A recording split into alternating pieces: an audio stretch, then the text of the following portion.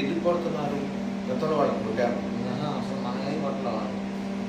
ఇదే వాళ్ళు లక్ష్మారెడ్డి బాబు అని చెప్పడం మొదలు లేకుండా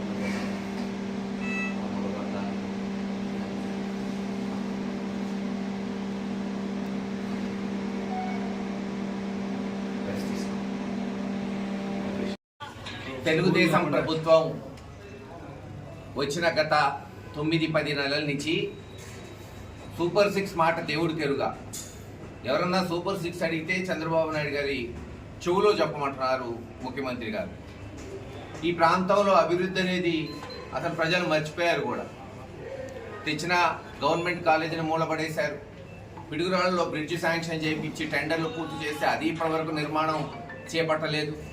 తాగునీటి పథకాలు దాచేపల్లికి, గురజాలకి, నసరావుపేట పిడుగురాళ్ళ పట్టణానికి లేదు గ్రామాలకి తీసుకొస్తే అంతంత మాత్రంగా సాగుతున్నాయి. ఇలా కనీసం మేము తెచ్చిన గ్రాంట్లు పూర్తి చేసినా బ్రహ్మాండంగా ఉంటుంది నియోజకవర్గం. అభివృద్ధి మాట, సంక్షేమం మాట పక్కన పడేసి కేవలం గొడవలే పరమార్థంగా తెలుగుదేశం ప్రభుత్వం ఈరోజు ఈ ప్రాంతంలో పాలన సాగుతుంది. దీనికి జవాబు చెప్పాల్సింది ఎరపతిరేని శ్రీనివాసరావు గారు.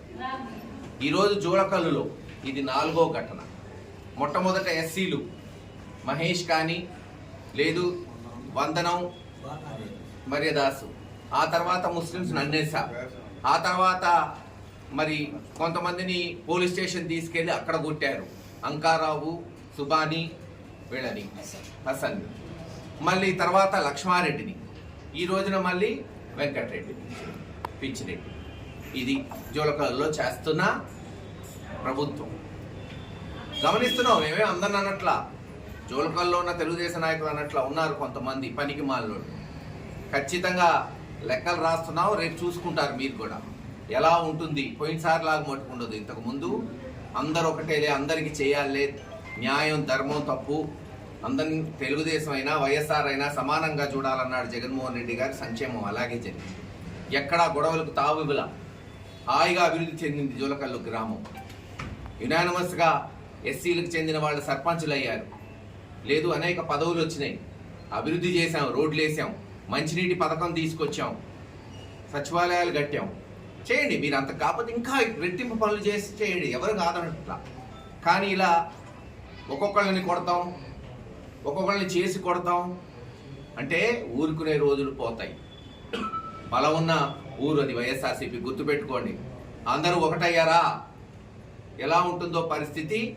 అప్పుడు ఆపడానికి మహేష్ రెడ్డి కూడా ఉన్నాడు, గుర్తుపెట్టుకోండి.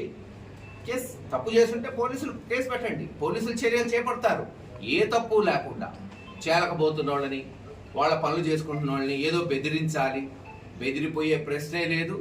జోలకల్లో అందరూ వైఎస్ఆర్సీపీ నాయకులు కూర్చుంటారు, మాట్లాడతారు, ఒక పరిష్కారానికి వస్తారు, ఒక తాటి మీద వస్తారు, ఆ తర్వాత తేల్చుకుంటారు రాబోయే కథేంటో. ఖచ్చితంగా ఎక్కడైనా సరే హింసకి తావు ఉండకూడదు. దాన్ని మేము తీవ్రంగా ఖండిస్తున్నాం. అభివృద్ధి చేయడానికే ప్రభుత్వాలు వస్తుంటాయి, పోతుంటాయి, చూసాం కదా. అనేక ప్రభుత్వాలు వచ్చినాయి, అనేక ప్రభుత్వాలు పోయినాయి. చేసిందే చివరికి మిగిలిండేది. అలా కాదు, గొడవలే ముఖ్యం. ఏదో పోలీసులు అడ్డం పెట్టుకునే కదా ఈ గొడవలు. పోలీసులు లేకపోతే చేసే దమ్ముంది ఆ ఊర్లో, తుప్పు రాకొడతారు. ఎన్ని రోజులు ఉంటారు ఈ పోలీసులు? 2 రోజులు ఎన్ని చేయగలుగుతారు? ఆలోచించుకోండి.